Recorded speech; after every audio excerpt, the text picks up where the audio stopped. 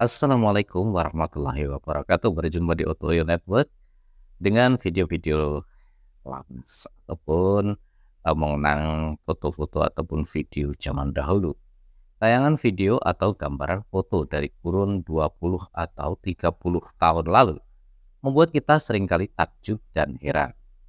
Takjub karena kita bisa melihat gambaran pada masa lalu yang tak bisa dirasakan. Lalu heran karena mayoritas objek atau orang memiliki tampilan berbeda dengan masa sekarang.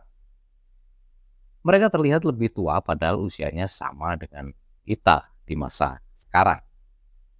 Kita ambil contoh foto anak SMP yang tertera pada pencarian Google berupa anak SMP zaman dulu, tertera pada sekelompok bocah dengan balutan seragam putih biru khas anak SMP berusia 12-15 tahunan. Mereka berfoto dengan tampilan wajah berkumis, rambut tebal agak gondrong, berbadan cukup besar, serta memakai celana biru ketat. Jika disandingkan dengan masa sekarang, tentu tampilannya akan jauh berbeda. Biasanya, anak SMP zaman sekarang tampil tanpa kumis dan jenggot, serta rambut tak boleh gondrong. Terlebih, tampilan itu sering dibalut dengan wajah glowing berkat skincare, rambut yang keren, serta mode berpakaian yang modern. Perbedaan inilah yang membuat kita menganggap foto zaman dahulu berisi orang tua. Meski begitu, perbedaan itu sebenarnya bisa dijawab dengan argumen sederhana bahwa tidak seharusnya kita melihat masa lalu dari sudut pandang masa kini, yang menurut Michael Stephen dari F. Shaws disebut sebagai bias seleksi. Ambil contoh lagi gaya mode anak SMP tahun 1970-an. Mereka dan rambut agak gondrong yang meninggi di poni serta kumis tebal itu adalah hal wajar di masanya. Mungkin itu terjadi karena pengaruh gaya hidup mereka dipengaruhi oleh hal-hal yang viral di waktu mereka hidup. Seperti mengikuti gaya rambut Elvis Presley atau mengikuti berpakaian ala Rhoma Irama, yang keduanya sempat viral di tahun 1970-an hingga 80-an. Jadi hal wajar apabila mereka mengikuti arus keramaian pada waktu itu. Fenomena seperti ini juga terjadi di masa kini, di saat banyak orang mengikuti tren yang disebarkan oleh influencer di media sosial.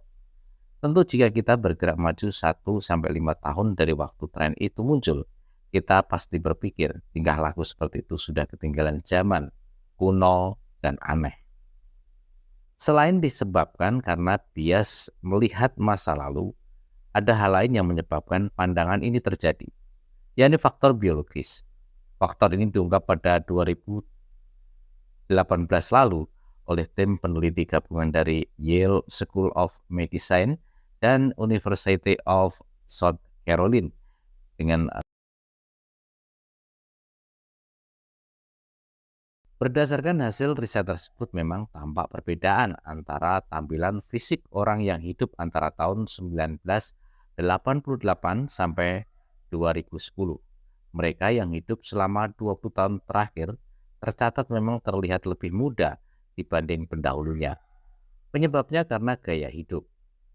Berbeda dengan zaman dahulu, kini orang hidup di saat pesatnya teknologi kesehatan yang menimbulkan kesadaran soal pentingnya kesehatan. Sebagai contoh terjadi pada hadirnya layanan kesehatan bahaya yang merokok membuat orang mengurangi konsumsi rokok, sehingga berdampak pada tampilan fisik lebih muda. Lalu hadirnya teknologi kesehatan berupa skincare beraneka macam juga membuat orang berlomba-lomba untuk awet muda. Tentu seluruh upaya ini jika berhasil jelas akan berdampak pada tampilan yang lebih muda dan lebih segar. Nah, itulah gambaran tentang bagaimana perbedaan antara pemuda-pemuda zaman tahun 70-an dengan tahun 2024. Sampai jumpa di lain kesempatan. Wassalamualaikum warahmatullahi wabarakatuh.